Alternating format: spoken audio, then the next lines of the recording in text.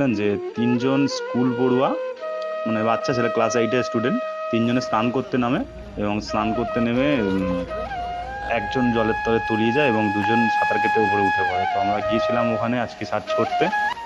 তো ভরা জোয়ারের মাঝে আমরা নেমেছিলাম গঙ্গায়। তো সার্চ অপারেশন চালিয়েছি এবং চালাচ্ছি। দেখুন বন্ধুরা, উপরে বোট আছে একটি, আর ওখানকার শ্যামপুর পিএসের পুলিশরা রয়েছে এবং পুলিশদের সাথে আমাদেরও রয়েছে, ডিজাস্টার ম্যানেজমেন্ট অ্যান্ড সিভিল ডিফেন্সের টিমও রয়েছে ওই বোটের মধ্যে। তো আমরা অপারেশন চালাচ্ছি, দেখা যাক পাওয়া যায় কি না।